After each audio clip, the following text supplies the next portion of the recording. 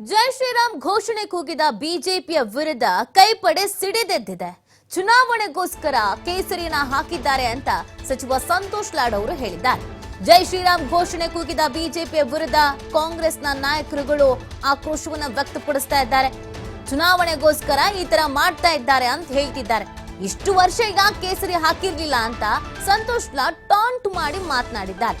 ಕೇಸರಿ ಶಾಲು ಬಿಜೆಪಿಯವರ ಸ್ವತ್ತಲ್ಲ ಅಂತ ಸಚಿವ ಎಂಬಿ ಪಾಟೀಲ್ ಅವರು ತಿರುಗೇಟನ್ನ ಕೊಟ್ಟಿದ್ದಾರೆ.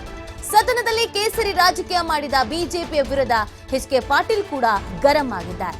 ಕಾಂಗ್ರೆಸ್ನ ನಾಯಕರುಗಳು ಯಾರು ಭಾವಿಸಿರ್ಲಿಲ್ಲ, ಇವತ್ತು ಇವರು ಈ ತರದೊಂದು ಕಿತಾಪತಿ ಮಾಡ್ತಾರೆ ಅಂತ ಕಾಂಗ್ರೆಸ್ನವರೇ ಹೇಳ್ತಾ ಇದ್ದಾರೆ. ಕೇಸರಿ ಶಾಲ್ ಹಾಕೊಂಡ್ ಬಂದ್ರು, ರಾಜ್ಯಪಾಲರ ಭಾಷಣ ಮುಗಿತಾ ಇದ್ದ ಹಾಗೇನೆ ಜೈ ಶ್ರೀರಾಮ್ ಅಂತ ಘೋಷಣೆ ಕೂಗಿದ್ರು. ಕೂಗ್ಲಿ, ಹಾಕಿಕೊಂಡು ಬರ್ಲಿ, ಅದ್ರಲ್ಲೇನ್ ಸಮಸ್ಯೆ ಇಲ್ಲ.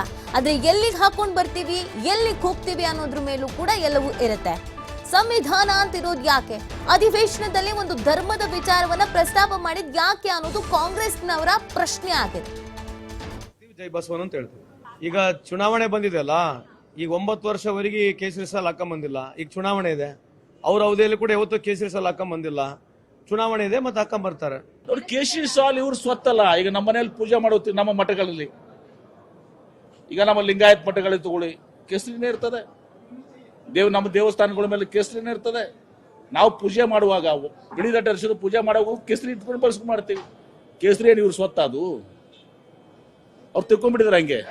ಈ ನಮ್ಮ ಪಾರ್ಲಿಮೆಂಟರಿ ವ್ಯವಸ್ಥೆಯೊಳಗೆ ಯಾವುದು ಶಿಸ್ತು ಹಾಗೂ ಏನು ಸಂವಿಧಾನ ನಮಗೆ ಬೋಧನೆ ಮಾಡ್ತದೆ ಅದ್ರ ಬಗ್ಗೆ ಯಾವುದೇ ರೀತಿಯಾಗಿರ್ತಕ್ಕಂಥ ಗೌರವ ಇಲ್ಲ ಅಂತ ಅಂದಾಗೆ, ಧರ್ಮದ ಹೆಸರಿನಲ್ಲಿ, ಜಾತಿಯ ಹೆಸರಿನಲ್ಲಿ, ದೇವರ ಹೆಸರಿನಲ್ಲಿ ರಾಜಕಾರಣವನ್ನ ಎಲ್ಲೆಲ್ಲಿ ಎಷ್ಟೆಷ್ಟು ಮಾಡಬೇಕು ಅಷ್ಟು ಮಾಡಬೇಕು.